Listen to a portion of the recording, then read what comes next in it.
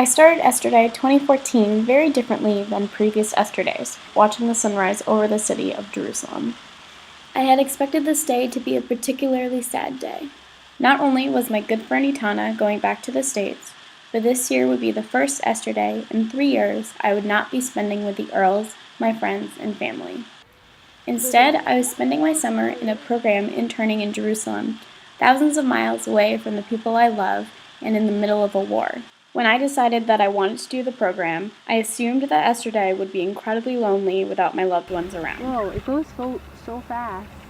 Thankfully, I was so wrong. With my friend Jenna, Yay! I was able to share Esther and her birthday with the people in my program. I asked my friends and coworkers to write a note to someone they wanted to say I love you towards. And surprisingly, people were really into it.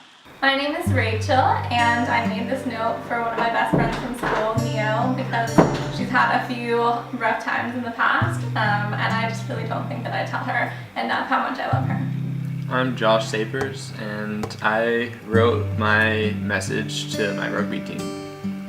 Hi, my name is Zach, and I decided to write a letter in my hand to my brother because I don't tell my brother that I'm appreciative for him enough.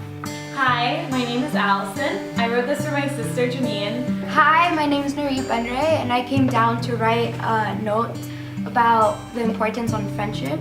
My name is Ryan, and I wrote a note that says, "Your laugh makes me laugh," and it's because all my friends, when they laugh, there's so much joy that I laugh too. I just laughed on purpose to make you laugh. Okay, my name is Tatiana. I wrote the note to my parents just because I think that my parents' support and love has got me so far, and I often take it for granted, and it's really hard for me to express my love to people who are closest to me. This one says, "I love you, Mike and Dave." Michael and David are my brothers. This year I wanted to do something a little different for Esther Day, and so I ended up writing it to my TSWGO family, and that consists of Lori, Wayne, Emily, Ariel, Bethany, Andrew. It's just such a pleasure to be able to work with you guys like every day, and I love you. My coworker Elise ended up writing more than 10 notes, and after she finished, she said, and I quote, "I can't put a limit on who I love, but I need to stop at some point." The next day, Jenna and I took the 40+ notes we were given and went on a trip to the Old City to do something a little different than previous Esther Days. For Jews, the holiest place on earth is this place called the Western Wall, or called the Kotel in Hebrew. A common tradition for people who go to the wall is to write prayers and put them in the wall. So instead of having people call their family members, we put the notes we gathered into the wall. As I personally put all of the notes into the cracks and crevices of the ancient wall, I thought about each and every person each note was for, and how much love was in every note I held.